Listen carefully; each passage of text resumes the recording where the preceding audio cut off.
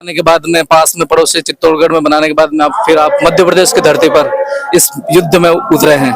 यहाँ क्या परिवर्तन लाने वाले हैं? जी, यहाँ पर राजस्थान की विचारधारा जो आज पूरे देश के कोने कोने में जा रही है, उसी के माध्यम से रतलाम, झाबुआ, अलीराजपुर हमारे पड़ोस में है। और यहाँ हम कई साथी ने, हम संघर्षों के दिन थे, जब मैं विधायक नहीं था तब भी कई साथियों ने साथ में काम किया हुआ है। तो आज ये बात और ये विचारधारा भी घर घर है कि लोग कमल कांग्रेस से उब चुके हैं, जिन्होंने 70 सालों से 75 सालों से आजादी के बाद भी मूलभूत सुविधाएं गाँव तक नहीं उपलब्ध करा पाए।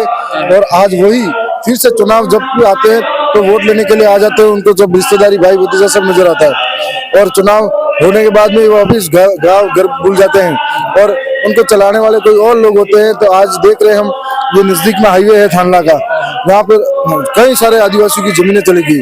आगे ये इसके माध्यम से जमीनें लूटेंगे, यहाँ से फैक्ट्रियां खोलेंगे, जहाँ आदिवासी आज भी 75 साल बाद भी विस्थापित होने में कभी चुका नहीं, हमेशा विस्थापित हो रहा है, दर दर की ठोकरें खा रहा है, जो हम देश के मूल मालिक ही कहते हैं। मालिकी की हालत बहुत गंभीर है। साथ में शिक्षा के लिए कोई ठोस व्यवस्था नहीं की गई है और न ही यहाँ मूलभूत सुविधाओं का अभाव है।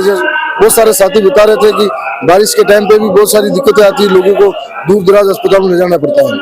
तो अब ये बात तो यहाँ के लोग भी समझ रहे हैं, हमें सिर्फ यहाँ युवाओं को दिशा और दशा देने आए हैं कि 5 साल का जो चुनाव है, आप सोच समझ कर फैसला कीजिए। और अगर ऐसा न हो कि आज वोट देने के बाद में 5 साल पछताना पड़े। यहाँ भी बांसवाड़ा की तरह ही वंशवाद चल रहा है। जो कांतिलाल भूरिया है, 3 बार सांसद रहे हैं, उनके परिवार से ही विधायक भी है बेटा, और जिला प्रमुख सब हमेशा रहते हैं। तब फिर से ये हर बार यही कहते हैं हम तुम्हारा विकास करेंगे, तो ये तो नई पुरानी कहानी वही दोहराते हैं। इसलिए नौजवान युवा इस बात को समझ रहे हैं। कांतिलाल जी भाषण में कह रहे हैं कि ये मेरा लास्ट चुनाव है और इस चुनाव में मुझे अगर जिताते हो तो मैं पब्लिक की सेवा करूंगा। तो ये लास्ट चुनाव में तभी पब्लिक सेवा करेंगे, इससे पहले 50 साल 40 साल क्या किया था। तो ये लास्ट चुनाव इसलिए है कि जनता समझ गई है लास्ट बार इसको घर बैठाना है। इस बात से आप अपने भाषण में कह रहे थे और कई वो भाषण भी वायरल हो रहा है। बीजेपी के नामांकन रैली के दिन अपने मध्य प्रदेश के मुख्यमंत्री डॉक्टर मोहन यादव जी बता रहे हैं, झाबुआ के अंदर जो एक इनका नामांकन हुआ था, उस वक्त बीजेपी के मुख्यमंत्री जो यहाँ के हैं, उन्होंने ये बात दोहराई थी कि हम लोग आपको फ्री फोकट का अनाज देते हो, उसके बदले आप लोग वोट किसी और को देते हो। इसका मतलब एक फ्री फोकट के अनाज के माध्यम से हमसे वोट लिया जा रहा है। ये बात हम गांव के, हमारे गांव मोहल्ले में जो ST SC OBC माइनॉरिटी समाज के सारे तमाम लोग हैं, उनसे बताना चाहेंगे कि सरकार हमको फ्री में कुछ देती है तो कितनी गालियां दे रही है हमको, और कितने एहसानमंद हो गए हम। हमारे वोट से उनकी सरकार बन रही है, हमारे वोट से नेता बन रहा है, और वही नेता बनने के बाद में उस जनता को भूल जाता है। इसलिए जो भूल जाते हैं अपनी बस्ती को, उनको तो घर से इस बार मिटाना पड़ेगा। इसलिए वो कांतिलाल जी भूरिया कह रहे हैं हमारा आखिरी चुनाव है, और ये आखिरी चुनाव इसलिए है कि जनता इनको घर बैठाने वाली है। अपने उधर दरियावद में उदयपुर लोकसभा में जैसे चुनाव 2 दिन बाद में पार्टी के राष्ट्रीय अध्यक्ष ने एक लेटर जारी किया कि वहां के कुछ पदाधिकारियों को तुरंत प्रभाव से सेवा मुक्त किया जाता है। वो क्या कारण रहे और क्यों किया ऐसा? ये पार्टी का अंदरूनी मनन हो सकता है कि भाई उनको लगा हो, कोई कुछ लोगों ने जिम्मेदारी निभाई, कुछ नहीं निभाई। हालांकि जिम्मेदारी सबने निभाई है, और कहीं न कहीं टाइम ऐसा था जब शादी विवाह अधिक था, तो हो सके कि कोई व्यक्ति अपने स्वयं के घर की परिस्थिति के हिसाब से नहीं पहुंच पाया हो। तो जैसा भी उनका निर्णय है, अच्छा है, हम मिल बैठ कर वापिस तय करेंगे। तो क्या कहीं ना कहीं वैसे जिम्मेदारी से काम नहीं किया, दूसरी पार्टियों के साथ में थे क्या जो कार्यकर्ता ऐसे नहीं, कुछ? ऐसा कुछ नहीं है। हमारे कार्यकर्ता बहुत ईमानदार और कर्मठ होते हैं, और सबसे बड़ी बात तो है उनको बहुत विश्वास नहीं होते हैं। जिस प्रकार से मेरे चुनाव के अंदर भी आपने देखा था कि कार्यकर्ता अपने घर का गेहूं बेचकर भी मेरे लिए प्रचार करा था। चाहता तो कमल कांग्रेस से पैसा लेके घर बैठ सकता था, लेकिन उन्होंने ये ठुकरा दिया था। कई लोगों को दारू पिलाने का ऑफर मिला था। अहमदाबाद से भी मजदूरी करके आने वाला कार्यकर्ता बोला कि तुमको जितना पीना हम पिला देंगे, लेकिन हम वोट हरगिज नहीं देंगे। तो ऐसा स्वाभिमान से समझौता करने वाले कार्यकर्ता हमारे नहीं। आप एक वहां के जो मनालाल जी, उनका बयान था कि आपके जो विधायक हैं वहां ध्यान में जाकर के तो कुदरत की शपथ खाते हैं, मतलब वो फिर भगवान को भी नहीं मानते, इस तरह के कोई बयानबाजी कर रहे थे। उसके बारे में क्या कहना? देखो, वो उनके विचार हो सकते हैं, वो क्या सोचते हैं, लेकिन मैं ये मानता हूँ कि कुदरत का मतलब होता है इस संसार, इस सृष्टि जिसको रचा हुआ है। 5 तत्वों से हमारा शरीर बना है, 5 तत्वों में विलीन हो जाता है। हम जय जोहार का उद्घोष करते हैं, जिसका मतलब यही है कि जो कुदरत की जय बोलते हैं, सृष्टि की जय बोलते हैं, जिनको बनाने वाले की जय बोलते हैं, और इसमें कोई गलत बात नहीं है। रही बात हमारे पास में है, उनका कभी कभी दिमाग काम नहीं करता है, मैं जानता हूँ उनको। वो व्यक्ति जीते न जीते मुझे कोई फर्क नहीं पड़ता, लेकिन जब वो आरटीओ अधिकारी रहा था तब टिफिन लेके सड़क पे जो शाम को मजदूरी करने आते थे उनके जेबों का खा सकता था, तो वो जीत कर भी क्या भला कर लेगा उनका।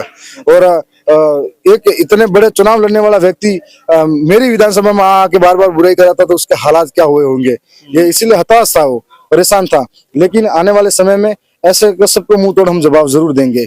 अभी उन्होंने भरपूर प्रयास किए हैं, लेकिन हम लोगों ने भी हमारे प्रयास किए थे। उन्होंने जितना पैसा बांटा था बांटा है। अभी चुनाव के अंदर जनता जो समझदार थी उन्होंने बिना पैसा रुपए में वोट दिया है। यहाँ के युवाओं को आपकी तरफ से मैसेज, यहाँ जैसे व्यूअर्स हैं इस चुनाव को लेकर 13 तारीख को लेकर के? सबसे पहले मैं यहाँ के तमाम कार्यकर्ता हैं उन सबको मैं मेरी ओर से धन्यवाद जोहार करता हूँ कि आज यहाँ चलकर आए हैं। दक्षिणी राजस्थान का माहौल आप सबने देखा होगा, बांसवाड़ा डूंगरपुर का देखा होगा, उदयपुर का भी देखा होगा।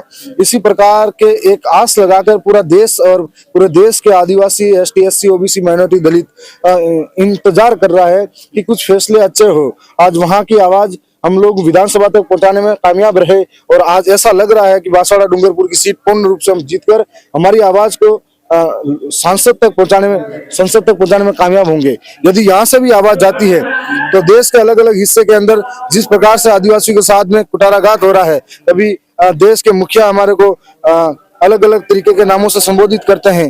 देश के अंदर मणिपुर के अंदर डबल इंजन की सरकार होते हुए भी हमारी बहन बेटियां नग्न हो जाती है, आज भी कत्लेआम हो रहा है। इसी प्रकार के छत्तीसगढ़ के अंदर हसदेव अभ्यारण्य को उजाड़ कर वहां के हजारों आदिवासियों को गांवों से बेघर करके विस्थापित किया जाता है।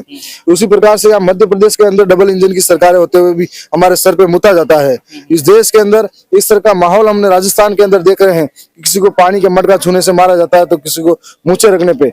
यदि हमारे यहाँ की आवाज, स्वतंत्र आवाज संसद तक जाएगी तो कम से कम हमारे लिए ये पक्ष तो रखेगी कि हमारे साथ गलत हो रहा है। जो लोग यहाँ से जीत के जाते हैं उनका दबाव किसी और का होता है या किसी और के इशारों पे चलते हैं तो वो बोल नहीं पाते हैं। हमारे यहाँ पर दबाव हमारी समाज और समाज का जाजम का होता है। अगर हम नहीं बोलेंगे तो ये समाज हमको काटेगा, इसलिए हमको बोलना जरूरी है। और आज यही बात हम तमाम साथियों को कहना चाहते हैं कि हम 5 साल तक धरने प्रदर्शन करेंगे, ज्ञापन देंगे, रैलियां निकालेंगे, हमारी जमीनें चलेगी, ये कह के कलेक्ट्रेट पे जाम लगाएंगे, गौशालों पे मुकदमे भी होंगे हम लोग। फिर हमारे यहाँ पर जमीनें छीनी जाएगी। यहाँ पर विस्तार डैम के नाम पर स्टैच्यू ऑफ यूनिटी हजारों आदिवासियों को विस्थापित किया।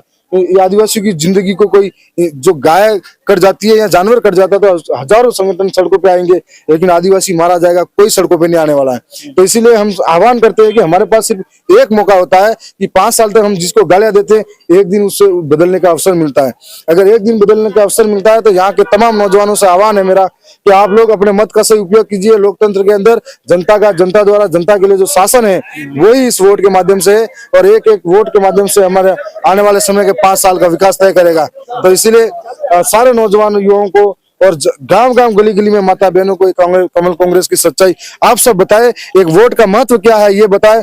एक वोट सिर्फ बोतल पहियों में बिकने के लिए नहीं है, एक वोट 50-100 में बिकने के लिए नहीं है। एक वोट की कीमत आप समझो। इस वोट के माध्यम से आने वाले समय का आपका भविष्य तय करेगा। इस वोट के माध्यम से 5 साल तक आप लोग आपके विकास का, इस इलाके का विकास मांग सकते हो। एक वोट के माध्यम से आपकी जल जंगल जमीन को सुरक्षित रख पाते हो। एक वोट के माध्यम से आने वाले समय में आपके यहाँ पर शिक्षा व्यवस्था को बेहतर बना सकते हो। एक वोट के माध्यम से आपके नियम और कानून को बचा सकते हो, संविधान को बचा सकते हो। यही बात यहाँ के नौजवानों को संदेश देना चाहता हूँ। एक लास्ट सवाल, मेरा सवाल नहीं है, मेरे जो व्यूवर्स हैं, आप सबको जो पसंद करते हैं कि आपके मित्र और इस एरिया के जो विधायक सैलाना से वो इस कई सारे प्रोग्राम में नहीं आते हैं, उनका वो लोगों का सवाल है कि वो क्यों नहीं आते? जी, उनका पर्सनल हो सकता है कुछ भी व्यू, लेकिन इसी विचारधारा की बदौलत वो विधायक हैं। आज झोपड़ी वाले विधायक के नाम से फेमस है। मैं भी एक साधारण परिवार से विधायक हूँ।